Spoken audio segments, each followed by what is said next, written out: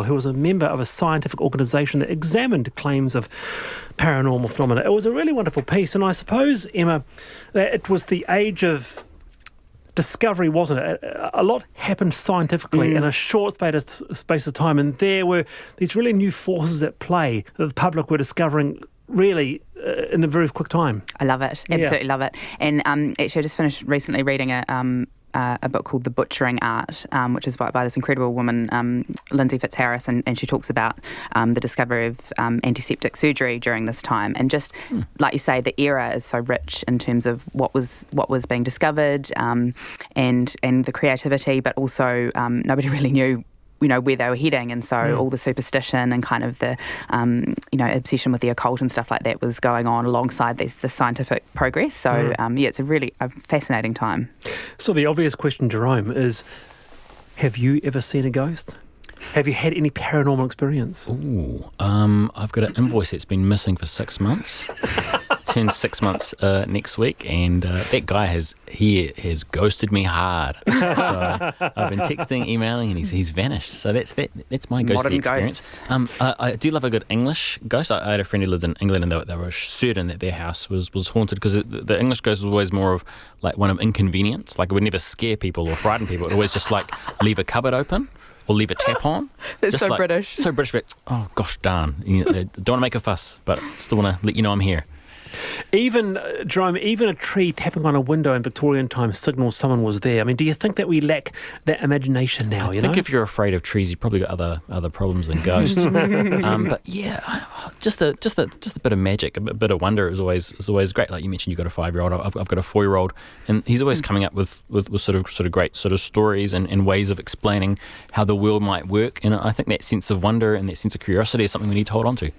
The piece also said, Emma, that there is a comfort to find meaning in something that we cannot explain. I've only had one experience in my whole life, and that was an empty house. I was having a cup of tea at the top of a 2-storied, and loud up the stairs, just footsteps, dung, dung, dung, dung, dung, dung, dung, dung, dung. I said, "Kate, I'm just in here."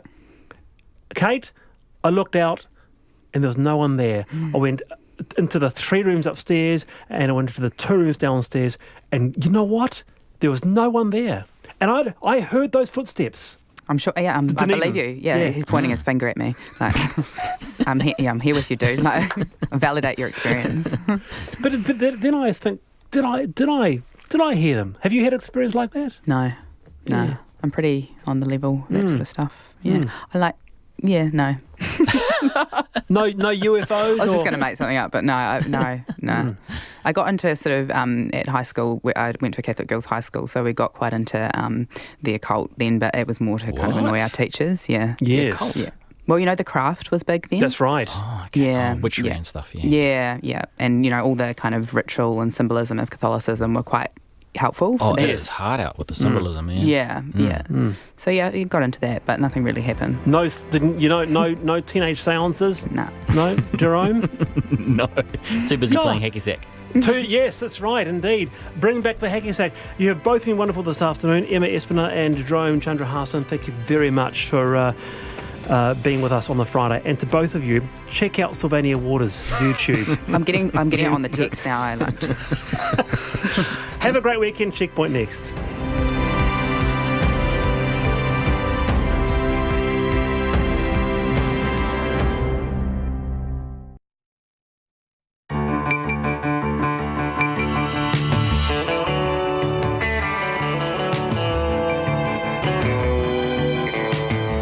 Whakarongo mai koe ki te reo irirangi o Aotearoa. This is Checkpoint on RNZ National. I'm Lisa Owen.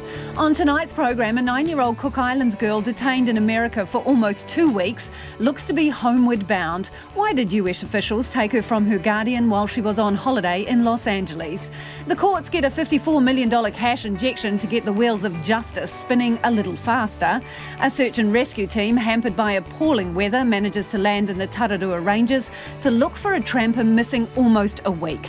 Teachers are warning only more money in their pay packets will break the stalemate with government. And stand by for the gold rush after a West Coast man stumbles across one of the biggest gold nuggets seen in the area for close to 50 years.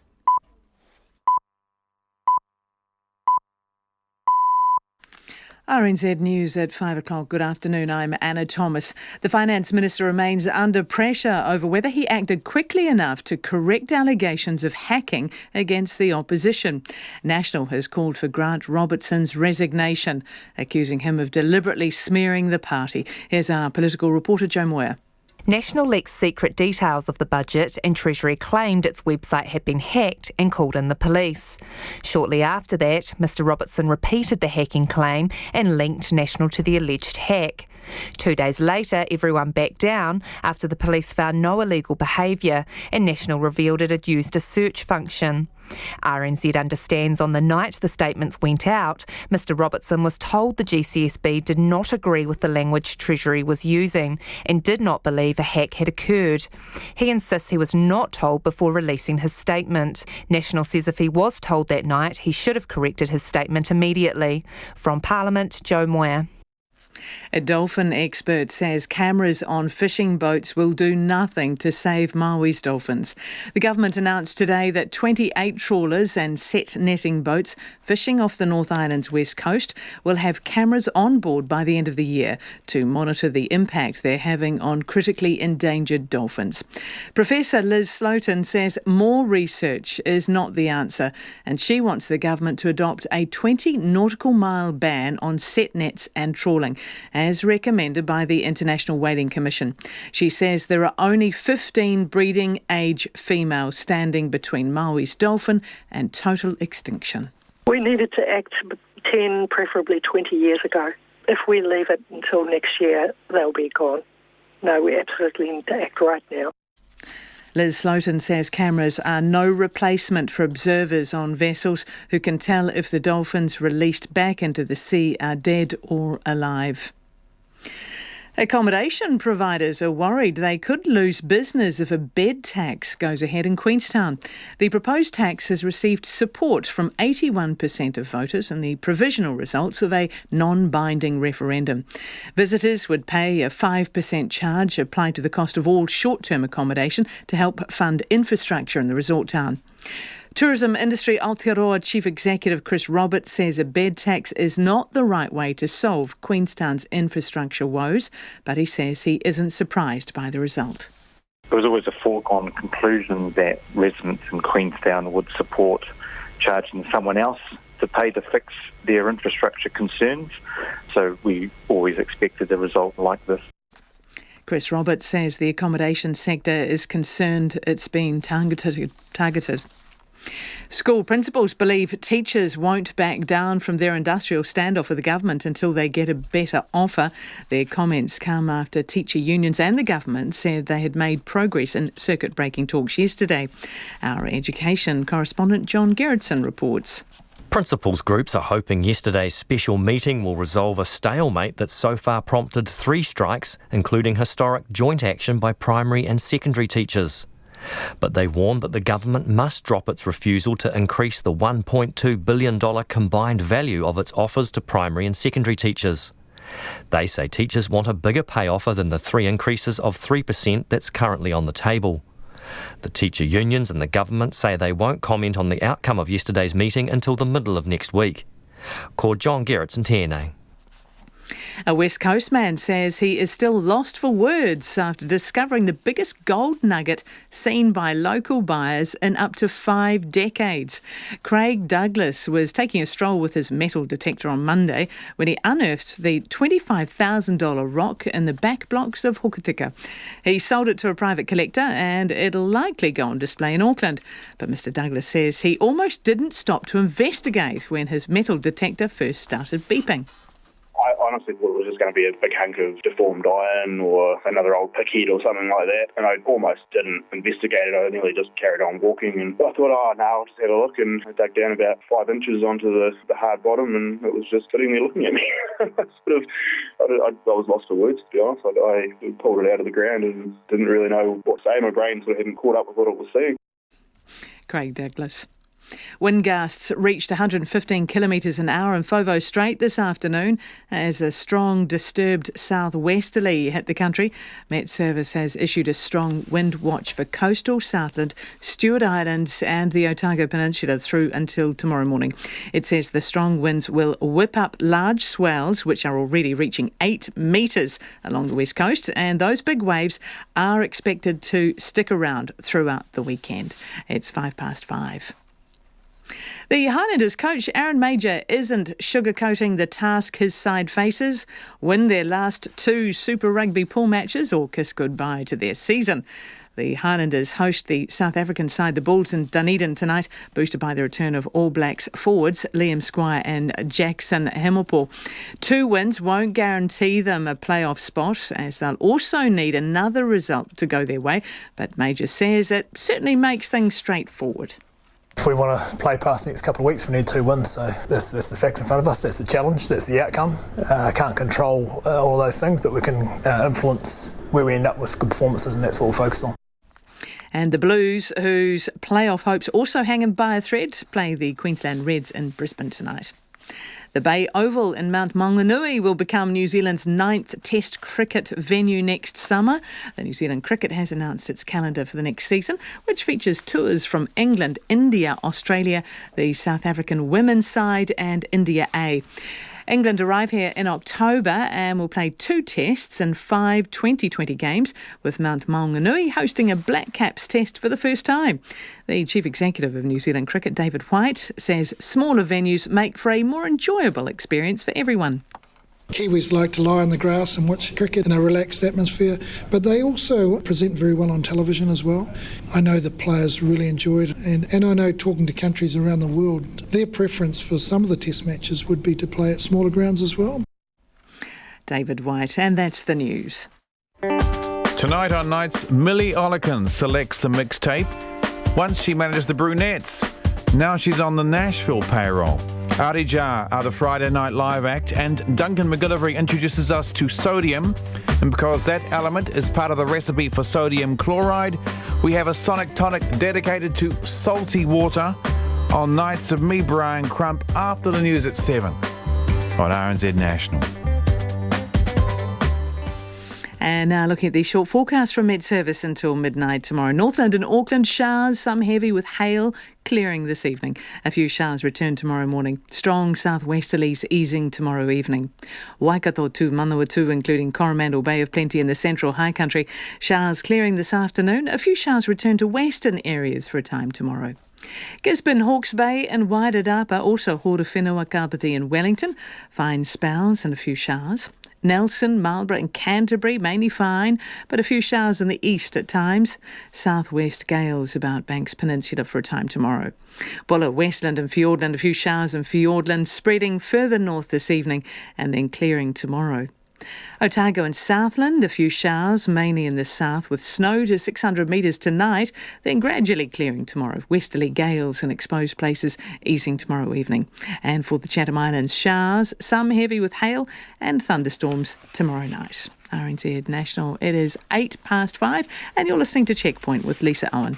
Thank you, Anna. A 9-year-old Cook Islands girl is finally set to return to her parents after enduring an almost 2-week detention in the United States. Natupuna Raela, known as Puna, was travelling with a family friend, Mark Pierce, on a holiday which turned into a nightmare once they reached Los Angeles. Her family in Cook Islands say they just want their girl home, while Mr. Pierce says what the US authorities have done is obscene. Alex Perrottet has more. US citizen Mark Pierce has known the Raela family for years after he leased land in Aitutaki next door and bit by bit became a grandfather figure to the young children. He's taken Puna's older siblings on trips to the United States before. She's got 4 older sisters. I brought all of them on a 4-week trip to America, So it's her turn, but it didn't work. We had a document. It came from the Canadian website, but the supposed document for the permission to travel and another for legal guardianship. He says he couldn't find a guardianship document from a US Homeland Security site, so he used a Canadian one, but it was signed by Puna's parents and stamped at the High Court of the Cook Islands. Mark says when they reached Los Angeles on May the 26th, it all went sour. When he told US Customs and Border Control that he was not related to Puna, the signed and stamped paperwork was no help. They separated them and he hasn't seen her since. He says Puna's grandfather has told him he received a call from border officials and said he had given permission for Puna to travel with Mark. But Mark says US officials denied having any conversation with the family. They held me for 11 and a half hours and then escorted me out of the goddamn terminal and told me they were keeping Puna for her own welfare and security. Now, that little girl has been in some shithole migrant camp for 12 to 14 days, and that was for her welfare and security? Bullshit. Mark also has harsh words for the officials at the New Zealand Embassy, who have responsibility on the ground for Cook Island citizens. He says they've told him they can't give him any information due to privacy concerns.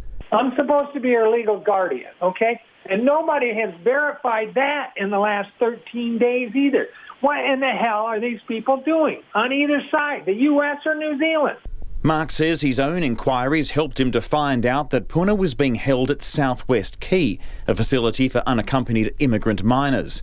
A relative of the Rayella family living in the United States, Amy Miller, says she trusts Mark with her own kids. She says he doesn't have kids of his own and he's very close to the Rayella family. He's there for weeks at a time, good parts of the year, and he's become a second grandfather to these kids. They go back and forth between their house and Mark's house. He goes to their school events. He goes to dinner at the family's house. The family and the kids come to his. He's just basically been adopted into the family. Amy Miller says for the kids, the trips are just about seeing the world and having a good time with a family friend. They're wonderful kids. They're a lot of fun. And he's brought them, and they've just had a ball here, doing everything from Disney to hotel pools and just having a great time. Puna's parents, Natuaine and Mimetua Rayella of Nikopara, say they haven't been able to speak to their daughter since she was taken away from Mark on May the 26th. They confirmed that Mark was a close friend of the family, but would not comment any further about him and the plans for the trip.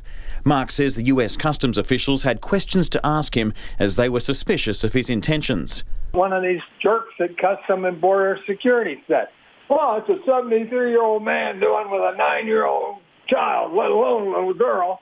I have the papers. I've done it 4 times before. I'm not a pervert. What were you planning with this trip? Puna wanted to see she wanted to see waterfalls, eat hamburgers, and swim in swimming pools. So we're going to Idaho and see some waterfalls, and we're going to go to Yellowstone National Park, and we're going to go some other places, candy stores she saw somewhere in Montana, and across to my sister's house in Michigan, and then back to the Cook Islands. New Zealand's Ministry of Foreign Affairs has confirmed that it continues to work closely with the Cook Islands government and the United States authorities to facilitate Puna's return to the Cook Islands. The Foreign Ministry of the Cook Islands said it expected a resolution by the end of the week, but it wouldn't give any more information as it says it's focused on returning Puna to her parents. It says it's concerned that a 9-year-old girl was detained in a foreign country for 2 weeks. Amy Miller says the incident should never have happened and the US authorities have questions to answer. It stuns me that nobody is actually seeming to listen to the actual family. I mean, I can understand, okay, they don't want to deal with Mark, but they're not even listening to Puna's own family. And that in my mind is very distressing. We're very distressed. She needs to be out of there. It is understood Puna will fly out of the United States to return home on Saturday, 2 weeks after leaving her parents and then being separated from the only person she knows in a foreign country. For Checkpoint, Alex Perrottet. One man has appeared in court in Hamilton charged with possession of a firearm and methamphetamine after a fatal shooting in the tiny rural Waikato settlement of Hauturu. Another 3 men who were injured in the shooting have also been arrested and charged with aggravated burglary. Police are still trying to piece together the events that transpired in the early hours of yesterday morning. In a moment, we'll hear from our reporter Jordan Bond, who has been in Hauturu. But first, the officer leading the investigation, Detective Inspector Graham Pitkethely, spoke to reporters earlier today. 37-year-old local male is appearing in court today in Hamilton, charged with unlawful possession of a firearm offence and possession of methamphetamine. 3 males that are currently in hospital, all recovering from gunshot wounds, but they are stable and will recover. They are being arrested and charged with aggravated burglary. Our deceased male is currently undergoing a forensic post-mortem in Auckland, and there's no details that I can give you in regards to the name at this stage. Were any of these people known to police before this? I'm not willing to comment on this at this early stage of the inquiry at this stage. About 30 detectives are in and around the Waikato working on various phases of the investigation. There's other lines of inquiries that we're following up through Auckland and Waikato, Te Awamutu, and of course around here, so we've got about 20 staff on the ground here in the local community. What I can say to the local community, there's no reason to fear for any of their safety. We are satisfied that we have all people that have been involved in this incident. It's an isolated incident and shouldn't affect the wider community. And that's Detective Inspector Graham Pitt-Ketherley. Now, our reporter Jordan Bond is in Hamilton. Kia ora, Jordan. What else happened today? Yeah, as you heard, Lisa, a large contingent of police were in the small farming community of Hauturu today near Kawhia on the west coast of the Waikato. Yesterday, the police were spread across 3 separate sites of interest, about 5 kilometres apart, 2 cars in separate locations and a house on a farm. But today, the police homed in on that property. At least a dozen officers were there looking in the house and combing through the grass on the fields in lines of about a metre apart, and some of them were on their knees. Forensic units were around at the primary schoolhouse, which had a gunshot-hit SUV sitting in the driveway yesterday, which has now been taken away. Waikato Hospital told me 3 men are in a stable condition, having been taken there with moderate injuries from gunshot wounds. 1 man they were with died from his injuries. Now, the 37-year-old local man has name suppression. He did appear in court today on 1 charge each of possession of methamphetamine and possession of a firearm, and he will appear again in court in about 2 weeks' time. This is a tiny little community, so what do locals think about what's happening here? Yes, it's a sleeping farm area. Locals told me that they just keep to themselves. It's incredibly quiet out there, and it's fair to say dramatic scenes like this are highly uncommon. Not since 2016 has a tragedy come close to this. There was a triple fatal stabbing in nearby Otorohanga of a grandmother and another couple. There are guns out there because they all farm and they have to put stock down or use them for pest control. But most people this week said they were just going to get back on with their lives. They weren't overly worried for their safety after the police said they weren't looking for anyone else. The primary school was back open today. The children were playing and laughing less than 100 metres away from where only a little over 24 hours before there was a desperate attempt to save a life and an incident with the most grave of consequences. Thank you, Jordan. That's Jordan Bond, our reporter in Hamilton. It is 17 minutes after 5 and you're with Checkpoint on RNZ National. Do get in touch about anything you've heard on the program today. You can text us on 2101, tweet us at Checkpoint RNZ or email checkpoint@rnz.co.nz. The family of missing tramper Darren Myers say they're still hopeful he'll be found alive. The 49-year-old has been missing in the Tararua Ranges since last weekend after he failed to return from the Northern Crossing. Matt Chatterton and cameraman Dom Thomas report from Masterton. Duncan Stiles says his brother-in-law Darren Myers is a meticulous planner and went into the Tararua Ranges last week with everything he needed, including a 4-season sleeping bag. However, 5.5 days into the search now, and Mr. Stiles says it's starting to take its toll. On the inside, I'm wrecked. It's really, really gutting that Darren's not with us. We're super positive that he's going to come back and he's going to be the normal Darren and life will continue. But we're in this position where he mightn't be okay, and we're just freaking out. It's very, very hard times for especially for the close, like Kim, who's Darren's wife. I'm Darren's brother-in-law, and I know the guy really well, and it's been a super hard week, basically. Very, very tough times. Mr. Myers' last known location was a ret hut on a ridgeline on the Northern Crossing last Thursday. He was due to finish his 5-day hike on Saturday, but never showed up after the ranges were battered by 140-kilometre winds and snow over the weekend. Today in Masterton, it's rained heavily on and off all day, barely reaching double-digit temperatures. In the ranges, temperatures have got as low as -14, with wind gusts over 60 kilometres, making it incredibly difficult for air crews to carry out their searches. Police Search and Rescue Controller Tony Matheson says the team have been unable to find any clues to Mr Myers' whereabouts. It's difficult, but everyone's going to form opinions, and there's obviously one possibility that we're hoping hasn't happened, but it has to stay on our radar for the search activity that we're doing. Most people who have a problem up high, who retain their mobility, invariably seem to end up low, and they get picked up in a helicopter search. We've done extensive helicopter searching, and we haven't found Mr Myers. Current search teams are committed to the operation until Sunday, scouring roughly 2,000 hectares of terrain. And Mr Matheson is pleading for any other trampers in the Arete Hut area to be vigilant and leave food in the hut in case Mr Myers shows up. Search and rescue volunteer Joe Hansen is a former dock ranger with over 50 years' experience around the area. He says the conditions for finding Mr Myers are tough. But it'll be pretty, miserable. It'll be probably up high there. It's been snowing, this morning. It could be icy still from last night or something, so it won't be very pleasant. It'll be, and combined with the steep, the steep terrain, because we've asked some of them to follow around the bush edge, which goes in and out and round and through steep gullies and guts and that. So it'll be pretty hard yakka, yeah. While those conditions are tough, Mr Hansen and the rest of the crew aren't giving up hope of finding Darren Myers alive. For Checkpoint, Matt Chatterton. And late this afternoon, a search and rescue team was finally able to land in the Tararua Ranges to continue the search. Queenstown and Wanaka residents have given a resounding yes to introducing a bed tax. Provisional results of a non-binding referendum show more than 80% of voters backed the levy, which would be used to help fund infrastructure. Visitors would pay a 5% charge applied to the cost of all short-term accommodation.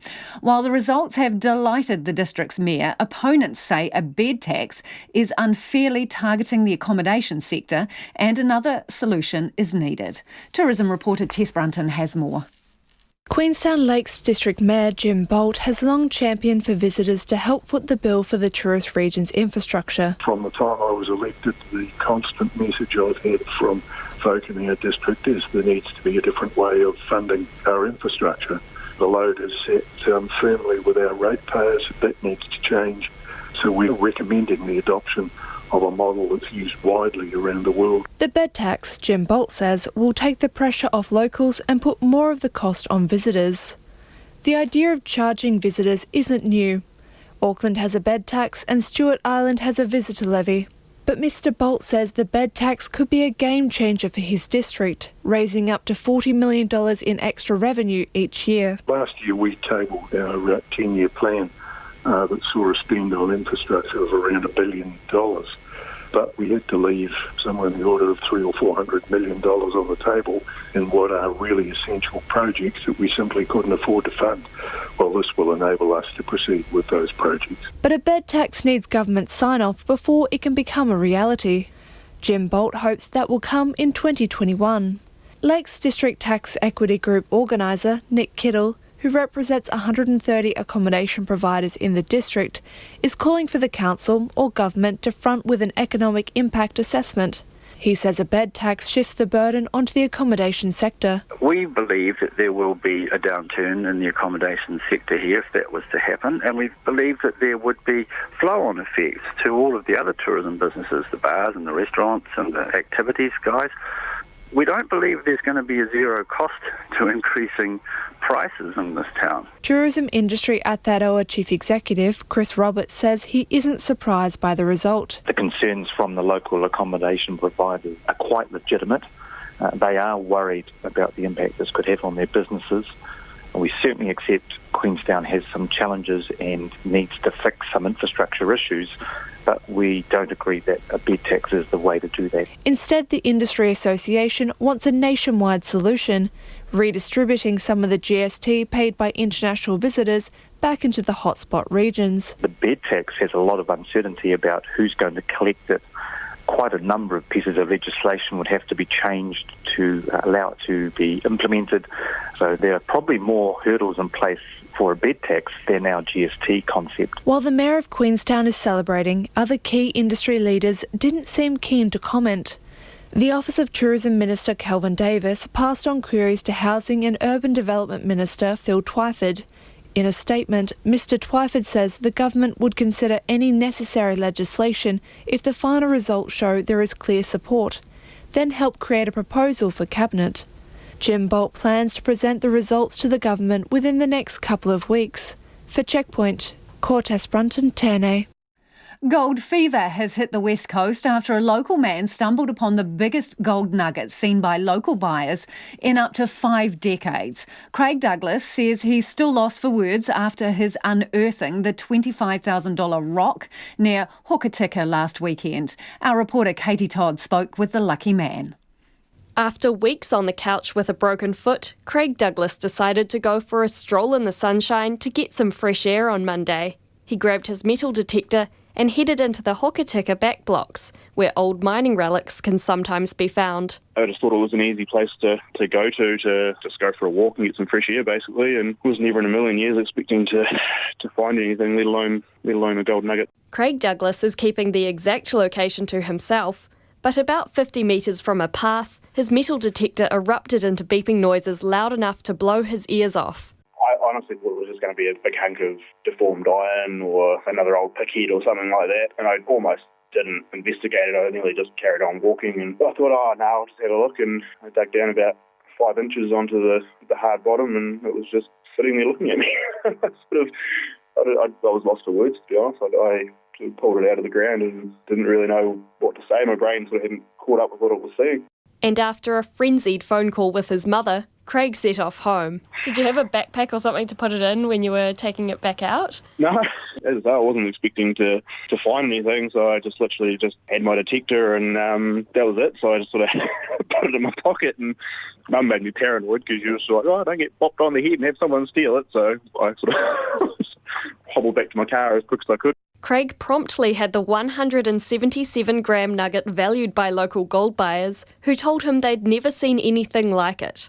They told him the nugget was worth about $12,000 in weight, but could fetch $25,000 as a display piece. And 4 days later, it's already been snapped up by a private collector for potential display in Auckland. The price is being kept under wraps. News of Mr Douglas's discovery has also been welcomed by the small metal detector company in Canterbury, where Craig is a loyal customer. Dredge NZ owner Dan Gerber says he's one of his luckiest customers and hopes his discovery might inspire a few more people to try their luck at looking for gold. Definitely is one in a lifetime find, and congratulations to him. He has got the bragging right to say that he has found one of the bigger pieces in probably in this century. Craig Douglas admits it was hard to part with his golden nugget. So I originally didn't want to sell it. I wanted to keep it myself, just as a memento kind of thing. But when word started getting out and bits and pieces like that, it was sort of, do I risk keeping it in my possession in case, I do become a target for someone trying to steal it or something like that, or do I just let it go? So it was sort of a hard decision to make to sell it, and even now I still don't know if it was the right thing to do. But he is hoping to use his golden windfall to complete his digger certificates and truck licences to get a job in commercial mining. And his latest discovery will no doubt take pride of place on his resume. For Checkpoint, Katie Todd.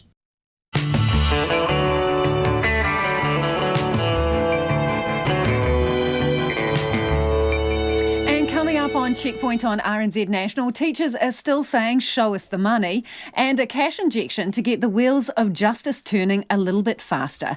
Love to hear from you on anything you've heard on the program today, so do get in touch. You can text us on 2101, tweet us at Checkpoint RNZ, or email checkpoint@rnz.co.nz. Right now though, our very own Gem, Anna Thomas, here with the headlines. Thanks, Lisa. The Finance Minister remains under pressure over whether he acted quickly enough to correct allegations of hacking against the the opposition. National has called for Grant Robertson's resignation, accusing him of deliberately smearing the party. But Mr Robertson insists he did not receive information from the GCSB, saying the information was not obtained by an illegal hack until the following day. The police are continuing to piece together the events which led to yesterday morning's fatal shooting in a rural Waikato settlement. One man has been charged in connection with a shooting in Hauturu near Kawhia, in which a man was killed and 3 others injured. The 3 injured men have also been arrested and charged with aggravated burglary. A dolphin expert says the latest moves to protect critically endangered Maui's dolphins come too late, with only 15 breeding-age females left.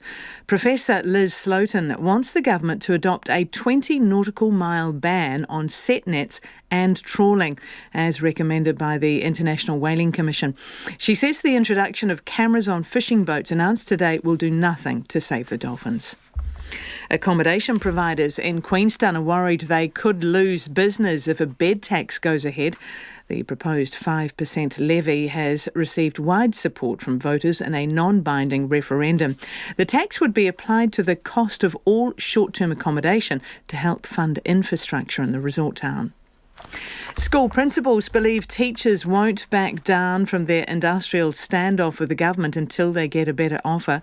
Their comments come after teacher unions and the government said they had made progress in circuit-breaking talks yesterday.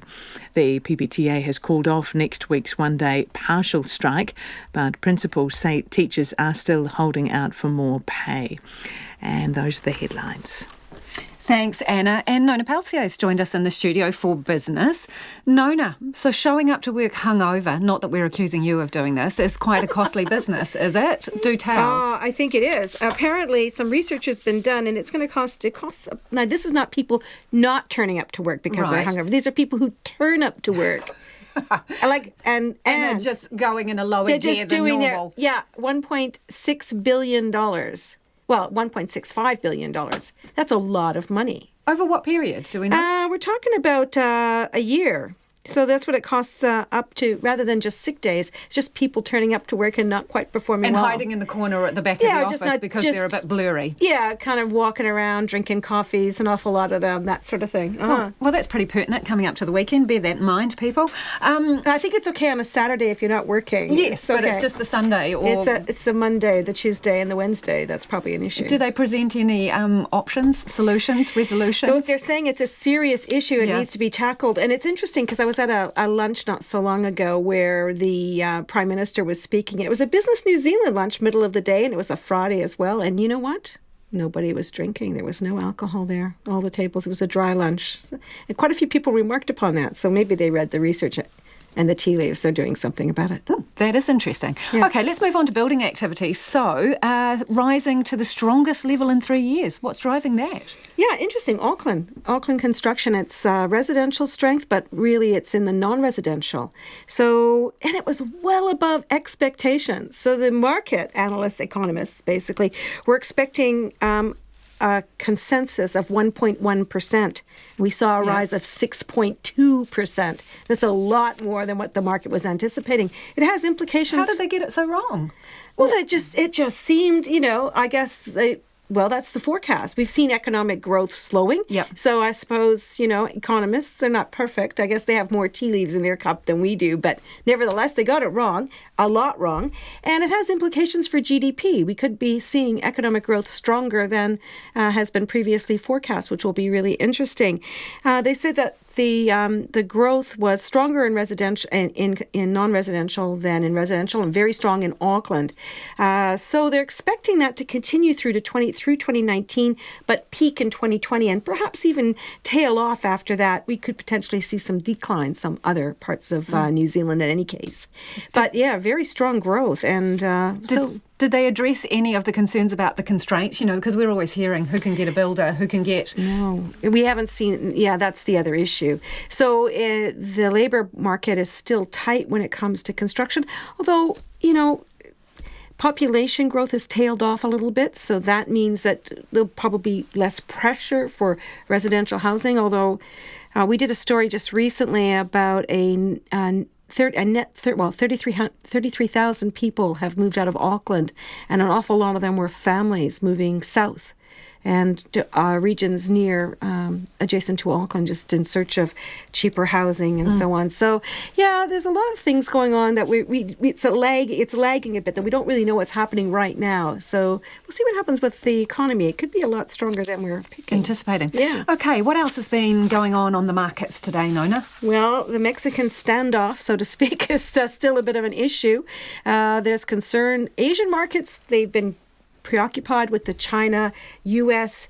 trade war. Now that seems to be spilling over into the United States' neighbor, Mexico, with the threat of tariffs there. That's unease, a lot of unease in the markets. So people are, they're still investing, they're still buying. Our market really did, you'll be so pleased to hear this, Lisa. We finished up 0.6% up to 10,048. Yeah, back into the 10,000. Double digits. That's right. Yep.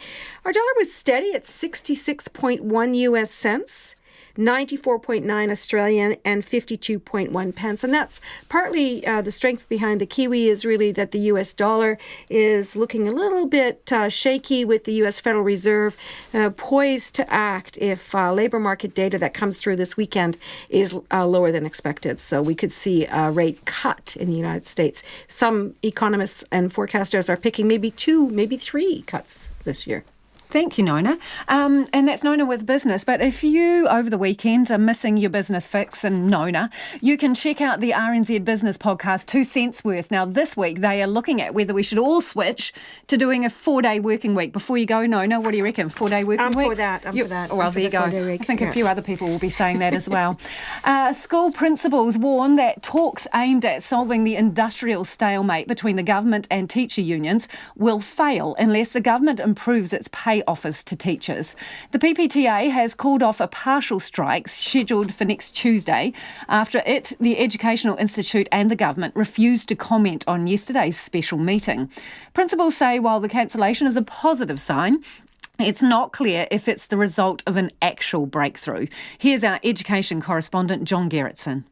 The meeting was called as a circuit breaker for stalled collective agreement negotiations that have already caused 3 full-day strikes, with another planned later this month. The teacher unions and the government say there was constructive progress at the meeting, but they don't expect to comment further until the middle of next week. Deirdre Shea from the Secondary Principals Association says principals are hopeful that means the deadlock will be broken, though the cancellation of next week's strike affecting Year 10 students might be more of a formality than a sign of real progress. I'm aware that the fact that next week's strike has been called off is likely due to the fact that you can't strike while you're engaged in negotiations, and yesterday's meeting, as I understand it, is continued negotiation. So I don't know that the calling off of the strike is perhaps as positive as we might have thought, but I hope it is. The government has previously insisted it will not increase the $1.2 billion value of its offers to teachers and has called on union members to give it more time to address the long-term issues they're complaining about. It's not clear how that played out in yesterday's meeting, but Deirdre Shea says she doubts promises of future action by the government will satisfy secondary teachers. People are still feeling very much that more needs to be offered in order to change the situation that we find ourselves in. There's certainly some real hope that because the talks did happen, that there will be movement, and that's certainly what people are mostly holding on to at the minute. Tom Webb from the Auckland Secondary Principals Association says pay is the big issue for secondary teachers, and the government will need to improve its offer of 3 pay rises of 3% each. There'll need to be some movement on the offer that's on the table. Whether it meets the original claim by the PBTA or not, I think that's probably may not reach that level, but I think there'll need to be some movement on what the government's offered. Fetu Cormack from the Principals Federation says he's quietly optimistic that the talks will lead to a settlement. He says the government appears committed to finding a solution, and after 3 one-day strikes, primary and intermediate school teachers want an end to the dispute too. I'm not sure how much more teachers can take, considering people have got bills to pay themselves. I'm not sure how long school communities can hang on as well. In my own community in South Dunedin, it was very clear that the parents were concerned, that their children were away from school. It's not yet clear what progress has been made, but if settlements are not reached soon, schools will face further industrial action. Mō te hōtaka o te ahi, ko John Gerritsen tēnei. It's 20 to 6. I'm Lisa Owen and you're with Checkpoint on RNZ National. Do get in contact about anything you've heard on the program. You can text us on 2101. You can tweet us at Checkpoint RNZ or email checkpoint@rnz.co.nz. A $54 million cash injection into the courts over 4 years is expected to cut wait times for criminal and family cases. Justice Minister Andrew Little says the backlog means some people are waiting up to 2 years for their day in court, and that's not fair on anyone. The money will fund 10 new district court judges and 2 youth court judges, and a law change will allow a further 10 judges to be funded into the future if needed. Mr Little says we currently have about 160 judges, but there is a substantial backlog of cases waiting to be heard. If you're wanting a trial in the district court, you're waiting well over a year. But even just waiting to enter a plea and the sentencing, it'll be, you can wait 8 and 9, 10 months for that to happen. That shouldn't happen, particularly if you're prepared to plead guilty and get it disposed of. In the family court, look, the average waiting times in the family court are now pretty much approaching a year. But I know of cases where families, and particularly where children are involved, are waiting more than 2 years to get cases sorted out, and that just should not be happening where children are concerned. Yeah, so is that justice? If you're waiting, say, for the criminal court up to a year, is that a fair justice system? Well, the old adage is justice delayed is justice denied. And if you've got a trial, you've got witnesses, people's memories fade over a period of time. I'm sure everybody takes notes and please take statements and all that sort of stuff, but even with the best will in the world, if you're waiting 18 months or more before you give your evidence, that can have a serious effect on a trial. But also if somebody who is accused and if they're wanting to defend it, they're entitled to the presumption of innocence till proven guilty, they have that hanging over them all that time. That's not a healthy thing either. So what's your goal? If that's the wait times now, what should it be? Look, that's a difficult question to answer. What I do expect to see is a material improvement in waiting times in courts. And with additional judges, that means, particularly you've got cases where people are being remanded in custody because the law directs that. But with a little bit of work and getting things sorted out, actually, people who are accused can come out of custody and be in the community, even if on bail, on electronic bail or under some sort of supervision. That's better for everybody if that can happen, if they can be put in the community safely. But we just, the time it takes to get even those sorts of cases to court are far too long, and people are spending too long in custody before they've even been convicted. So you say you want a material improvement. Can you be more specific? What would a material improvement be? Well, I want to see those waiting times come down. I want to know, so in terms of a trial on a criminal matter in the district court, if we're not seriously reducing that, getting that down to something even approaching a year within a couple of 3 years' time, that's going to be serious. For the family court, we've got to get those cases involving children, care of children cases, sorted out in a matter of months, not years. Families simply should not have to be waiting that long. So whereabouts are these judges? Because I do know that the family court has a significant backlog, which you've acknowledged. So of these judges, where exactly are they going to go? Their days are going to be spent in what courts? Well, that's a matter for the Chief District Court Judge, and she's been working with the Ministry of Justice and the Attorney General. They've developed a thing called the Judicial Resourcing Model, so they have a good idea about where the peak demand is, where the real serious backlogs are. So, But is it your expectation? Where they go. Understood, Minister. But is it your expectation that a significant amount of that new resource may be directed into the family court? Well, the Chief District Court Judge already reallocated some judges to the family court last year to deal with that. I'd be surprised if some of this new judge time doesn't go to the family court as well. But equally, there's a big backlog in the criminal jurisdiction, and that has to be dealt with as well. But I trust the Chief District Court Judge to work with her colleagues to make sure that she allocates those things correctly. Do you know how many cases in criminal court are backed up? I couldn't give you a number of cases. I mean, the district court is the engine room of our justice system. They are dealing with every day courts are dealing with issues. There's over 200,000 cases a year. So, and, you know, they're not disposing of cases every day, but there's call-overs, there's there's judge trials, there's all that sort of stuff to get things sorted out, to bring things on for a hearing. All of that adds up in judge time, and the more we can do to alleviate that and get judges actually focused on hearing evidence, making decisions, and putting people at their ease, getting a determination, then that's what we need to be doing. How's it got so bad? I think, look, just over time, it's just the way, you know, things have gone. I think, you know, more people are pleading not guilty pretty early on. Some people are waiting a long time before they even enter a plea. That means, you know, judges have got to still keep up with particular defendants in particular cases to make sure the case is on track. Things get delayed. I mean, getting witnesses and expert witnesses lined up, all these things have got to, you know, take time. It's a big production to bring a matter on for trial. So those things all add up. Minister, the Law Society said in a recent article that there is a greater portion of more serious offences coming before the court, and that is a large part of the backlog. Do you agree with that? I think what's happening is, yeah, certainly there are more defendants facing more serious charges. Whether they are the same charges they face when they finally front up to court is another thing, because there is scope as part of the judicial supervision of criminal matters for judges to give sentence indications, and sometimes that can persuade a defendant to change a plea of not guilty to guilty. Sometimes that results in a change of charge. It also then results in a defendant changing their plea. So all those things happen in that sort of process. So how much of the backlog is due to still a hangover from the industrial action at the end of last year? Look, there's no question that had an effect, and that did push things out.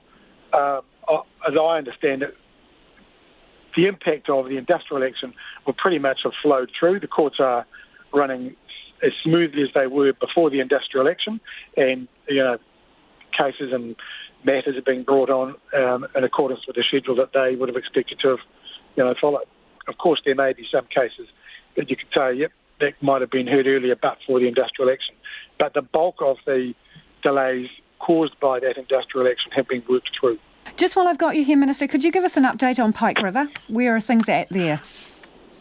Yeah, the work is continuing. They're getting things ready to get down to the 170-metre mark. There's another seal, a much different seal to the one at the 30-metre mark. I'm hoping to be down there in a couple of weeks' time to have a look. But once they get to the 170-metre mark, they've got to sort out that seal there. Then they'll be into the rest of the drift, and then on to that full, recovering the full 2.3 kilometres. But work is progressing nicely. Have they given you an indication, a time frame, where they anticipate they will start pushing through that 170-metre seal? Not precisely, but I'm going down there in a couple of weeks' time. I would certainly hope that they're substantially at that point by then. There's quite a bit of work to do, even just between the 30-metre mark and the 170-metre mark, to prepare the ground on the drift so that they can move equipment and gear up and down there. So there's still quite a bit of work to do, but look, I'll gauge it for myself personally in a couple of weeks' time. And that's Justice Minister Andrew Little, who's also the Minister responsible for the Pike River re-entry. A former nurse has been sentenced to life for murdering 85 patients at 2 hospitals in northern Germany. The judge described Nels Högel's killing spree as incomprehensible. Högel, who was already serving life for 2 murders, administered lethal doses of heart medication to people in his care between 1999 and 2005. He is believed to be the most prolific killer in Germany's modern history. The BBC's Jenny Hill reports. Arriving to account for his crimes, though Nils Högel says he can't remember how many patients he killed. Sentenced today for 85 murders, but investigators believe he probably killed many more. His victims elderly, infirm, defenceless, on the wards of 2 German hospitals. Högel administered drugs in fatal doses, then tried to resuscitate the very patients he'd attacked. Christian's grandfather was one of them. He told the BBC he wrote to Högel in prison to ask him why. He just said that he lost the contact to people, to human beings lying there. It was just bodies for him. He was killing everyone he could get, just playing with them, like someone who is using something mechanical, something like a computer. You switch a body on and off. Christian was among relatives in court today.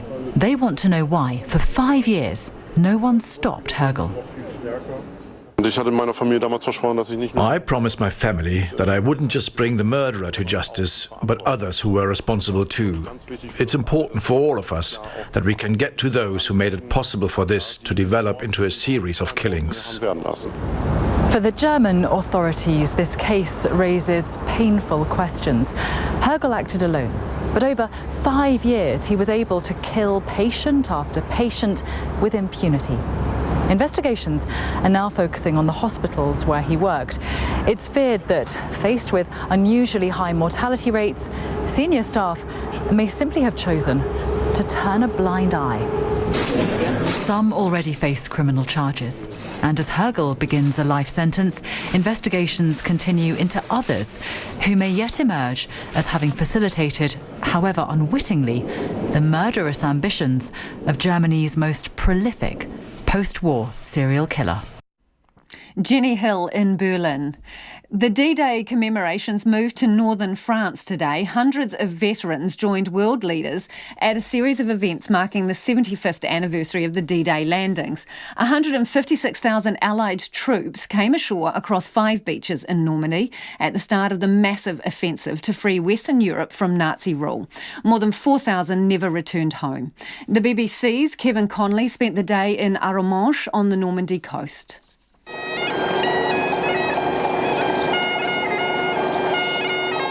75 years to the minute from the moment the first heavily laden British soldier waded through the churning surf onto the beaches of Normandy. A lone piper played at the water's edge.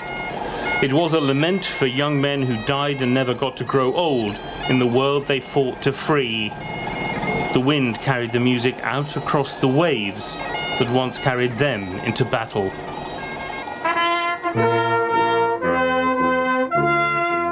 The prime ministers and presidents who gathered among the veterans are temporary holders of office in countries where freedom and democracy were built on permanent foundations laid here in Normandy. In her speech, Theresa May showed that sometimes the most powerful ideas can be expressed in the simplest of words. And to our veterans here in Normandy today, I want to say the only words we can. Thank you.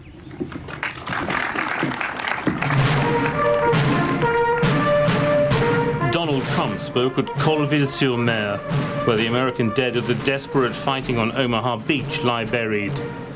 He told surviving veterans that they were among the greatest of American generations. More powerful than the strength of American arms was the strength of American hearts. These men ran through the fires of hell, moved by a force no weapon could destroy. It was not a day for politics, but France worries that the United States under Donald Trump is less committed to international cooperation than once it was. So Emmanuel Macron subtly reminded his audience of America's history on the world stage. Nous savons ce que nous devons à l'Amérique. We know what we owe to America. America, dear President Trump, which is never as great as when it fights for the freedom of others. America, which is never so great as when it is faithful to the universal values defended by its founding fathers. In Arromanches-les-Bains, where British veterans gathered, they heard the speeches, but often the thoughts of these men in their 90s were with their friends who died here as young men of 18 or 19. A lot of the lads said, "Do you think we'll see the morning?" "Oh, can only hope so, mate." Bill Blount was among them, a teenage Royal Marine who fought with the first wave of the great Allied army. They call it now post-traumatic stress. We were suffering now, our nerves were like fiddle strings.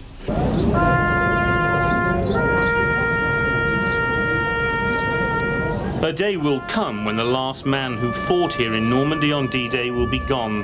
Their ranks are rapidly thinning. But on this 75th anniversary, the survivors told their stories with modesty and with humour, touchingly pleased to find the world eager to hear them.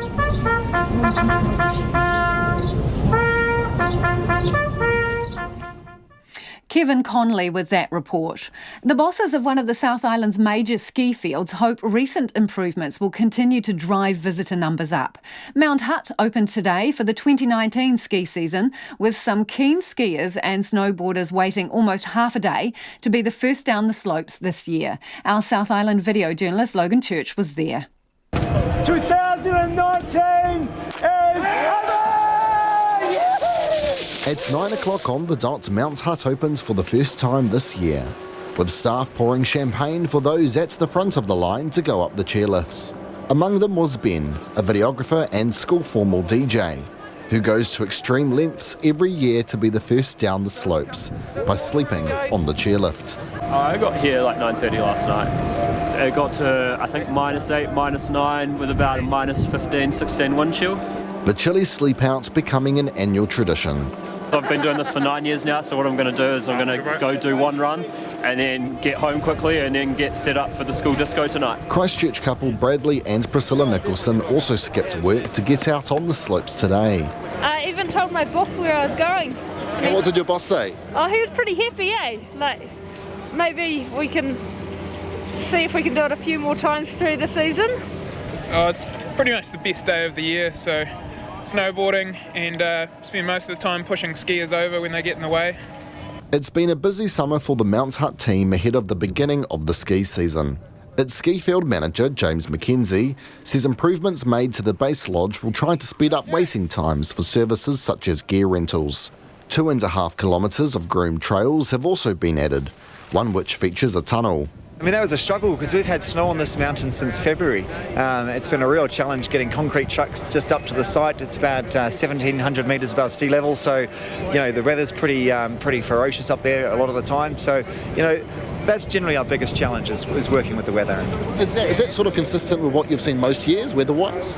You know, this year has been particularly snowy. From about the middle of February right through to April, we've had quite a bit of snow on the mountain here. So, you know, it's only really in the last sort of couple of 4 weeks that it started to warm up a bit and all of our snow started to melt, which was a bit ironic as we're heading into winter. But nevertheless, last weekend it arrived, as I say, on cue, and we're good to go today. And it's all to get more visitors through the doors. The Canterbury earthquakes of 2010 and 2011 rocked the region's tourism industry to its core, with international guest nights in Canterbury down by almost a third between 2010 and 2011. Domestic visitor numbers also slipped by nearly a quarter over the same period. And it's been a hard slog by tourist operators to get visitor numbers back up.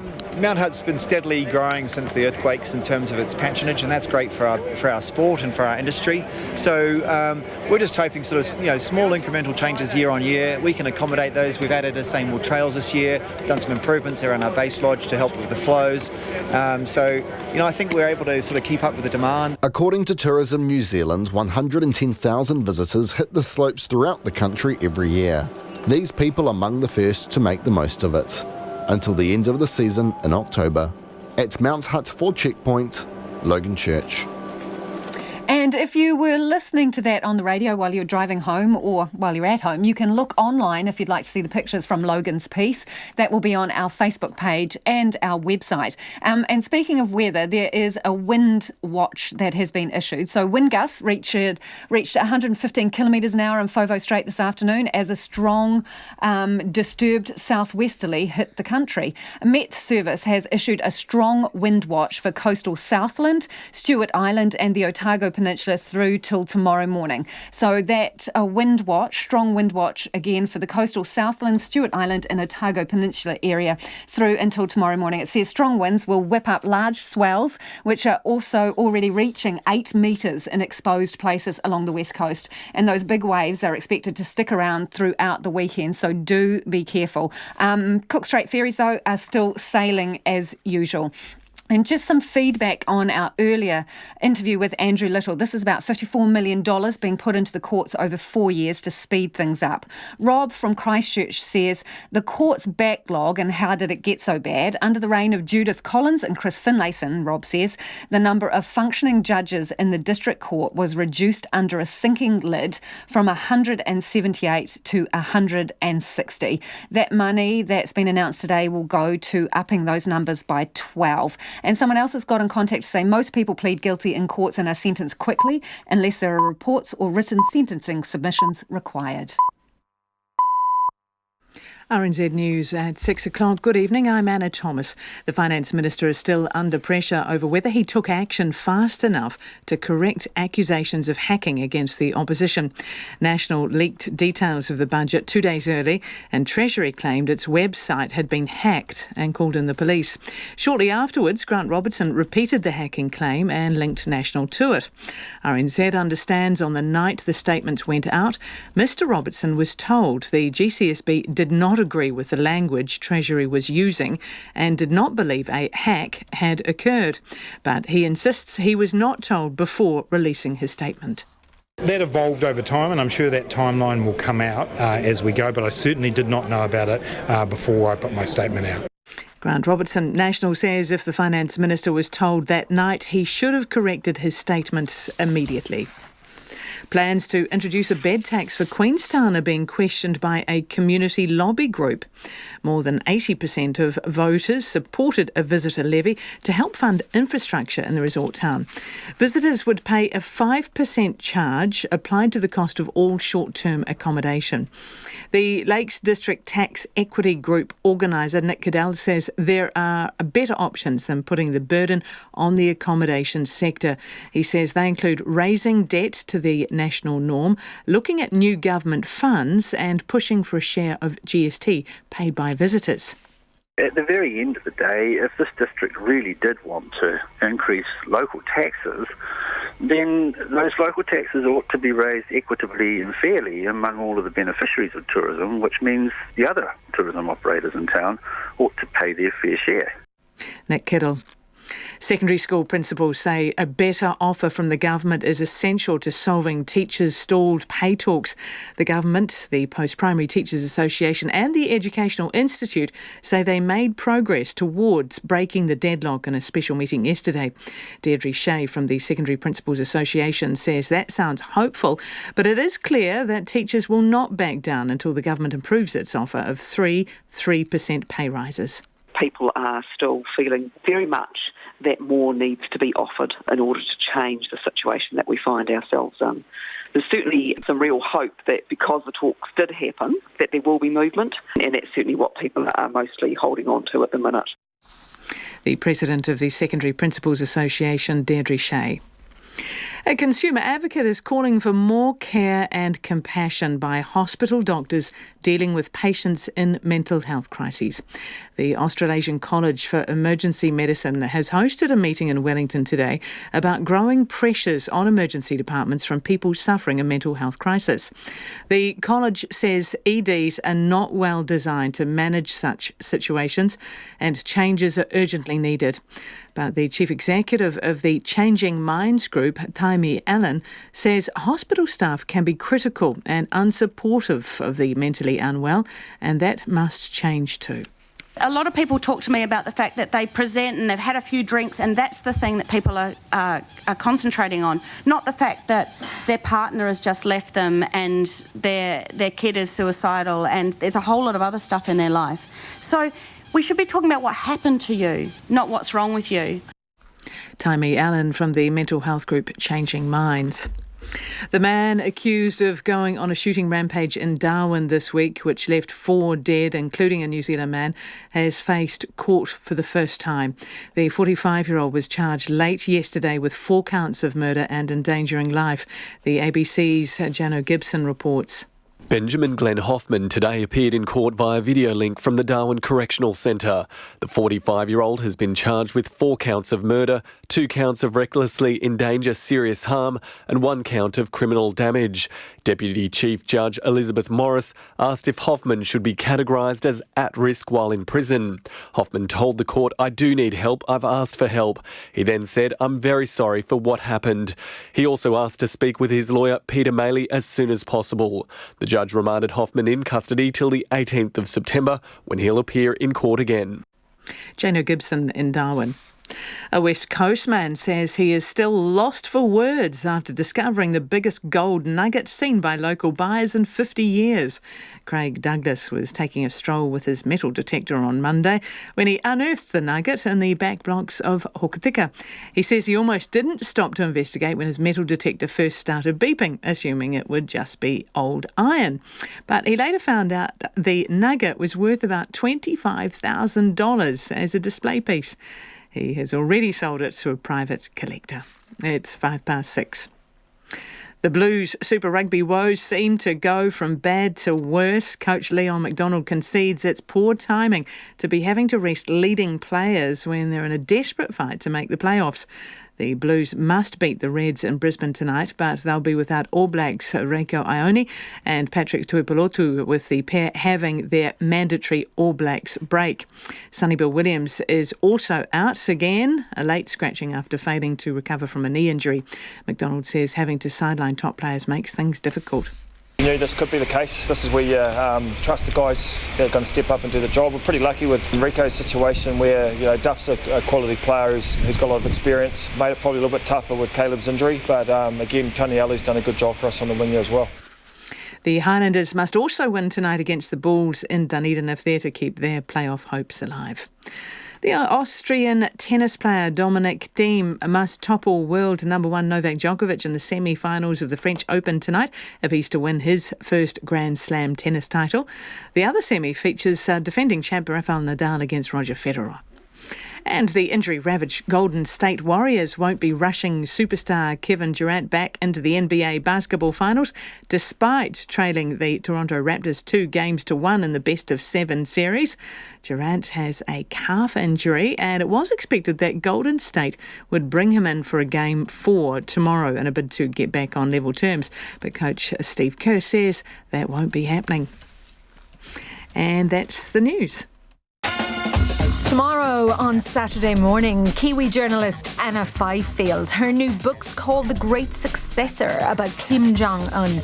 We're talking about Shirley Smith, distinguished lawyer, tireless activist, loyal wife of infamous civil servant Dr. Bill Such. We'll talk to Shirley's biographer Sarah Gaetanos, plus novelist Paula Morris, researching virtual pregnancy and why are there so few women directors in Hollywood. Join me, Noelle McCarthy, in for Kim Hill, Saturday morning on RNZ National. And now the short forecast from Met Service until midnight tomorrow. Northland and Auckland showers, some heavy with hail, clearing this evening though. A few showers return tomorrow morning with strong south-westerlies easing tomorrow evening. Waikato to Manawatu, including Coromandel, Bay of Plenty in the central high country. Showers clearing this afternoon. A few showers return to western areas for a time tomorrow. Gisborne, Hawke's Bay and Wairarapa, also Horowhenua, Kapiti and Wellington, fine spells and a few showers. Nelson, Marlborough and Canterbury, mainly fine, but a few showers in the east at times. Southwest gales about Banks Peninsula for a time tomorrow. For Buller, Westland and Fiordland, a few showers in Fiordland, spreading further north this evening and then clearing tomorrow. Otago and Southland, a few showers, mainly in the south, with snow to 600 metres tonight, then gradually clearing tomorrow. Westerly gales in exposed places, easing tomorrow evening. And for the Chatham Islands, showers, some heavy with hail and thunderstorms tomorrow evening. RNZ National, it is 6:08 and you're listening to Checkpoint with Lisa Owen. Thank you, Anna. Environmental groups say they're disappointed that cameras will only be placed on some fishing boats to help protect the critically endangered Maui dolphins. The government today announced the cameras will be installed on 28 of the more than 1,000 fishing boats in the country at a cost of just over $17 million. But some say capturing footage will do little to halt the decline of the Maui dolphin, and more needs to be done to prevent their extinction. Here's our fisheries reporter, Conan Young. Prime Minister Jacinda Ardern fronted media on Auckland's waterfront to announce 28 trawlers and vessels using set nets will have cameras installed by year's end to monitor their impact on Maui dolphins. It also, importantly, will encourage compliance and ensure fishing practices are sustainable and verified. After all, not all areas where Maui dolphins are found do carry an inspector, and so this system will ensure that we have that coverage much more broadly. The dolphins are on the brink of extinction, with estimates there are just 63 adults left in the waters off the North Island's west coast. Fisheries Minister Stuart Nash says the cameras are a positive move for conservation and the fisheries industry as a whole. So for me, this isn't just about compliance in any way, shape and form. It is about going to the world with a global brand and saying to the world, when you buy fish from New Zealand, you are buying it from a fishery which is sustainably managed. And I think this is a real opportunity to drive value right through our fisheries. This is the ultimate objective of the camera program. Today's announcement only covers 28 boats. Stuart Nash says the long-delayed introduction of cameras on the rest of the fleet, consisting of 1,000 vessels, is still on the government's to-do list, with a proposal going out for consultation in the near future. He says he wants to take his time and build trust and confidence amongst fishers before committing to a wider rollout of the cameras. Today's announcement has industry buy-in, with Sanford boss Volker Kunsch on hand to talk up its benefits. Moana, New Zealand and Sanford started some 3 years ago introducing a Maui dolphin protection plan in order to ensure that that species is protected. Nevertheless, public perception that the industry is still responsible for killing Maui dolphins out there persists. So what better way to ensure that there's a greater understanding of what's really happening at sea than cameras on board fishing vessels? However, Forest and Birds' Anton van Helden says the fishing fleet in the part of the North Island where Maui dolphins live already has a high number of fisheries observers on board. He says it's perverse to be placing cameras on these boats when the other 1,000 vessels in the fleet have few or no observers and are free to lay waste to other threatened species such as Hector's dolphins and seabirds. This is a major backdown by the government, who seem to have buckled to the pressure of industry to not introduce cameras across the whole of the inshore fishing fleet, as they had said they would. Anton van Helden says the $17 million the government is spending on cameras for these boats should instead be spent on transitioning fishers towards dolphin-friendly fishing methods, such as long-lining or purse seine nets. This is not the answer to save Maui's dolphins. They are in crisis. There are only 63 of the animals left or thereabouts. So we can't afford to have more dead dolphins. So we need to move beyond just counting dead dolphins as they come aboard and change the way we fish. Dolphin expert Professor Liz Slotin says the International Whaling Commission has made it clear to the government that it needs to lift its game when it comes to Maui dolphins.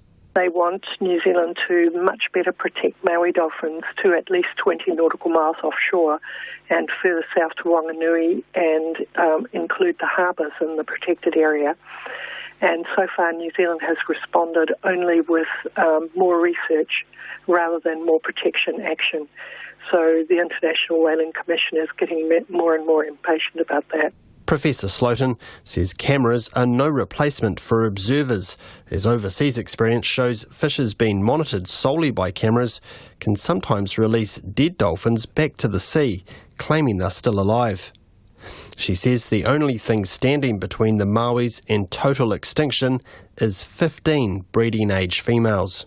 We needed to act 10, preferably 20 years ago. If we leave it until next year, they'll be gone. No, we absolutely need to act right now. The Department of Conservation is due to release its updated threat management plan, outlining how Hector's and Maui's dolphins will be protected in future this month. After the public has been consulted, a recommendation will go to the government with a decision due later this year. Mō te hōtaka o te ahi nei, ko Konanyang tēnei. Business owners in one of Auckland's wealthiest suburbs are up in arms over the behaviour of a group of tenants living at a local motel. The Parnell City Lodge has become an emergency housing provider for the homeless, who are funded to stay there through emergency housing special needs grants. But local business people say they're causing problems in the community, urinating in store doorways and drunkenly abusing passers-by. Katie Doyle reports. Kalpesh Patel owns the Hilltop Superette, directly across the road from the Parnell City Lodge. He says problems with the tenants started last year when the motel opened its doors for use as emergency accommodation. So much of the abuse that we deal with pretty much in everyday basis, and it's not just the shop owners. Even if someone is just passing, that person might get abused as well, for absolutely no reason, just because the guy probably had too much drink or maybe on high. Mr. Patel says that since then, he's had to update his security systems and have 2 employees in the shop at all times. He says the behaviour is having a real effect on businesses in the area. There's one other lady just a few blocks, and she had someone paid in front of her shop, someone, broad daylight. It's just, it's just unbelievable. The things that you wouldn't think that will happen anywhere, and it happens in Parnell every day. It's something which is unbelievable, really. Mr. Patel says he doesn't mind that the lodge is being used by those in need, but he says they shouldn't get away with abusing locals. Another local businesswoman, Emily Jane Dacent, says she's also seen some bad behaviour. Gross inebriation, half-naked women lying on the footpath, and men abusing people at the bus stop. Has that been quite hard for the businesses around here? Yeah, it certainly has affected businesses. I think people seeing that sort of behaviour from the road won't stop. It's hard enough to find parking in Parnell anyway, let alone with that sort of behaviour right in front of your face. One tenant of the Parnell City Lodge, Nigel Smith, says he has been forced to barricade himself in his room because of violent outbursts from other residents. He gave up work 16 years ago to care for his ill wife who was in a wheelchair, and says he's tired of the behaviour. There were some people above us. These people were homeless, and anyway, next minute there was a big fight. They were on drugs and alcohol. They had a big party. The windows were smashed, and this girl come running out. Her arm was all cut, and I had to call the police. Mr. Smith says he's terrified that if things don't calm down, all the residents will be kicked out and he'll end up on the street. He says he and his wife don't have anywhere else to go, and all they want is a home where they can live in peace. I can see Work and Income just saying, right, we're not going to use this as emergency housing anymore, and we're going to be casualties when we're not bad people. We're not causing any trouble. A lot of the shopkeepers know me around here, and I do spend money at the shops here. Mr. Smith says he understands why local business owners are upset, and he says their concerns are valid. In a statement, the Ministry of Social Development says it is sympathetic to the concerns from the community, but says people should not be left homeless. It says many of the lodge residents are vulnerable and have circumstances that make it hard for them to get accommodation in the private sector. RNZ has contacted the owner of the Parnell City Lodge, who declined to comment.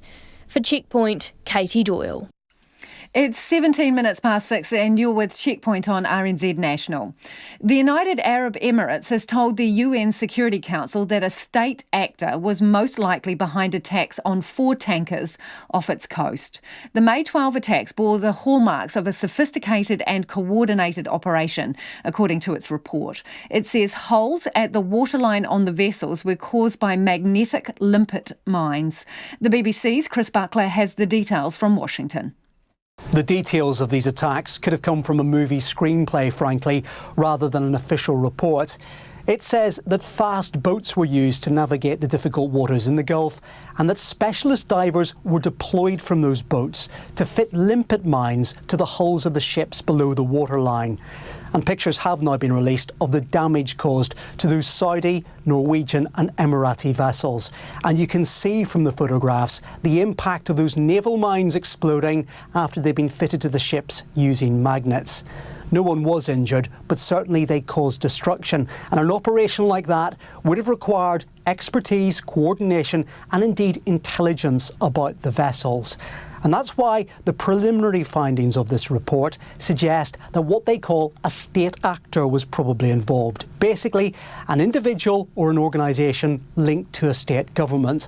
And while they don't name a country, certainly afterwards, the ambassador to the UN from Saudi Arabia suggested that as far as he was concerned, Iran bore responsibility. And that echoes some of what's been suggested by the White House National Security Advisor here in Washington, John Bolton, who pointed the finger very firmly at Tehran. Now, it should be pointed out that that has been firmly denied by Iran itself. And one of its allies at the UN, Russia, said that no evidence had been presented during this closed-door briefing to show that Iran had been involved. Nonetheless, you can imagine that this report is going to heighten tensions in the region, and it's also going to fuel concerns here in Washington about Tehran. Chris Buckler in Washington. As well as upping the ante in Washington, this report from the UAE has also added to the pressure in the Persian Gulf, where the US currently has an aircraft carrier group waiting for trouble. The BBC's Jonathan Beale has been granted access to the USS Abraham Lincoln. He filed this report. America's flexing its military muscle. Right up, close to Iran. The BBC was among the first media to fly onto the USS Abraham Lincoln since its hasty deployment here to the Arabian Sea. A response, says the Trump administration, to credible threats from the Iranian regime. An aircraft carrier loaded with warplanes is the most potent symbol of American military power. And sailing close to Iran, just over the horizon, this is not just a deterrent. It's a warning too. The carrier and its dozens of jets have also been joined by long-range B-52 bombers, as well as hundreds more troops in the region. The US insists it's not looking for a fight. But to Iran, this all looks like saber-rattling on steroids. So what justifies this response? I am absolutely convinced the intelligence was credible, and that's why we're here. Iran was going to do something bad, was going to attack US forces. There was credible intelligence, and that's why we're here. What would happen if Iran did do something? There would be immediate consequences. They're not revealing any more detail about that intelligence. And whatever the threat, this is also part of a concerted effort to try to force Iran to change its behavior. The Trump administration has already turned its back on an international deal on Iran's nuclear program and stepped up sanctions instead. The message now is confrontation, and that includes, if necessary, the use of military force. We are not looking for war. Our key mission is deterrence. We are trying to add stability. However, if the United States is attacked, if our interests are attacked, then we will respond with unrelenting force. With tensions simmering, the biggest fear now will be miscalculation by either side. One possible reason why so far this aircraft carrier has not sailed through the narrow Strait of Hormuz, the closest point to Iran. Jonathan Beale in the Persian Gulf. A woman shot in the head has faced a day of questioning in court about her memory of the night her husband was killed. Yolanda Tuuhiava gave evidence for the third day in a row during Fesilau Tapai Valu and Mesui Tuifui's trial in the High Court in Auckland today. Both deny murder and attempted murder charges, while a third man, Vili Ametane, has pleaded guilty. Our reporter Tom Furley filed this report. For 2 days, Yolanda Tuuhiava shared her experience of a meeting on Greenwood Road in Mangere last year, which ended in her husband's death. The lawyer for one of the murder accused began his cross-examination yesterday afternoon. Paul Borich, QC, who represents Mesui Tefui, put to her that she had left out things she knew about her husband's drug dealing, something she denied. He questioned her memory of that night and of the statements she'd made to police. I'm just wanting to suggest to you that some of the things that may have been said to you, if you read, may have affected your memory. What do you say about that? Some of the things that I have read or things that people have said to you may have affected your recollection of your memory of that night, of the important stuff? I don't think it would. Throughout giving evidence, Mrs. Tuuhiava has required frequent breaks and has often said she can't remember details of the night or what she spoke about in previous statements. She was shot in the head twice that night and a bullet remains lodged in her head. This morning, Mr. Borich questioned her about how long she believed her husband talked with one of the men before the attack. He said she first told police they had spoken for 10 minutes, but was now telling the court they'd chatted for half an hour. He suggested she'd changed the timing based on what police had told her. I mean, being told that by Detective Price, it's an hour and 20 minutes, that's caused you to sort of stretch out your time estimate, hasn't it? It's influenced, How long it was? Yes. During her evidence, Yolanda Tuuhiava described seeing who she called the main guy and a young guy. She said both had guns and fired shots. It's the Crown's case that the main guy was Viliami Tani and the young guy was Mifui Tafui. Mr. Borich, however, contends his client, Mr. Tafui, wasn't at Greenwood Road that night. He asked about statements she'd made describing the young man having short, straight black hair, and when asked, she agreed it would be hard to see his head if he was wearing a hat. And you don't remember him wearing a hat, do you? No, I don't remember him wearing a hat. However, he put it to her that the first police she spoke to would give evidence that she had told them he was wearing a hat. I expect they're going to tell us that you told them both that the younger guy was wearing a black hat. Okay. Having heard that, does that help you refresh your memory about whether the guy was wearing a hat or not? No, it doesn't. Both Mr. Borich and Fisilau Tapiavalu's lawyer finished their cross-examination this afternoon, and Mrs. Tuuhiava was thanked by the judge for her time. The trial will continue next week. For Checkpoint, Tom Furley. Just some breaking news. The police are appealing for some information about a man assaulted in Cornwallis in West Auckland. The incident happened last weekend. This man was walking his dog. His dog ran towards two boys who also had a dog with them. As he bent down to put the dog back on the lead, the police say the man who was with the boys kicked him in the head, knocking him unconscious in an unprovoked attack. And this man was left injured at the scene. He had a broken jaw and required hospital treatment. The police are after sightings of the man who was with the two boys. He's described as Caucasian, about 40 years old with dark hair and a heavy build. The boys were aged around 8 to 10 years old. Both of them had blonde hair. And they had a golden curly-haired dog with them that was similar to a Labradoodle. Now, you can call Crime Stoppers anonymously if you have information, 0800 555 111, 0800 555 111, or the Henderson Police Station, 09839 0600, 09839 0600, if you have any information about that unprovoked assault. To Ireland now, where Donald Trump and his family have been staying at one of his golf resorts between engagements during his state visit to Britain and the D-Day commemorations. As part of his trip, he met the Irish Prime Minister and ruffled feathers by talking about border walls. But all that would have been forgiven in the small town of Doonbeg, where residents seemingly can't get enough of Donald Trump. CNN Nick Patton-Walsh explains why. 100,000 welcome. Eric and Don Jr. Trump dropping into their dad's local. Do you see the papers over there? What are we cheersing to? A few minutes from his Doonbeg golf resort, lapping up the love. How do you feel to be in Ireland? Great. Always great to be back here. Thank you, guys. Thank you so much. I appreciate it. I love seeing all the support coming in today. It's incredible. It became a pub crawl. Tommy Comerford's bar next. Well, it was a big shock. We really didn't expect it. Really? And suddenly this entourage came in the door and media, lights, flashlights. The whole town, near enough, came out. It's everything, right? It was like a county final night. Really, like a big sporting... yeah, it did. It just reminded me of kind of the team coming home and visiting all the pubs with the cup. And yeah, that's what it kind of reminded me of. Rita McInnery runs a cafe in this tiny village.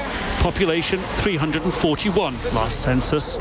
Folks here put the flags out for Trump a few days ago, but support for the American president began a ways back when he bought the failing Doonbeg Golf Resort in 2014, saving local jobs. For me, like, it's putting my niece and nephew through college. They both work there. It's this great spin-off for me in the cafe, and I own a grocery store as well, so it's a great spin-off. And as well as the guests. It's keeping your family going. Yeah, the 310 people that are working there as well, they spend in the local economy as well. Up and down this main street, Trump is a success story. Ask Tommy Comerford. His family have owned this bar for 4 generations. And when Donald Trump took it over before he was president, people said, oh, he'll forget about the village. No, he didn't. He actually added and he has enhanced it. Could you keep your pub going if there wasn't a Trump resort? Oh, no, not a hope, not a hope.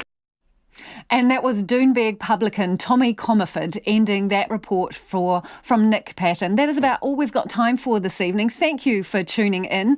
If you've been listening on radio, don't forget you can go back and watch all of our picture stories online. You can catch up on those on rnz.co.nz/checkpoint, or they'll also go up on our Facebook page. And for all the latest news, information and feature stories from New Zealand and around the world, go to rnz.co.nz, the homepage there. So from me and all the rest of the Checkpoint team, have a great weekend. RNZ News headlines at 6:30. National is keeping up the pressure on Finance Minister Grant Robertson over the speed with which he corrected a hacking accusation over the leaking of budget details. Principals of secondary schools say teachers still want an improved pay offer despite progress made today in solving stalled pay talks. An expert on Maui's dolphins says if the government relies on cameras on fishing boats and delays action until next year, there'll be no dolphins left to save. And the private rental website Bookabatch says a bed tax proposed for Queenstown should be spread across several tourism businesses. Take the pulse of the day's news every weeknight at 10. There's a serious conflict that is created by the media's judgment of what is in the public interest and the police. Lately with me, Karen Hayes, your late night eye on the latest headlines and the people who are making them. If you're smoking or if you're injecting or if you're doing whatever, just stay off.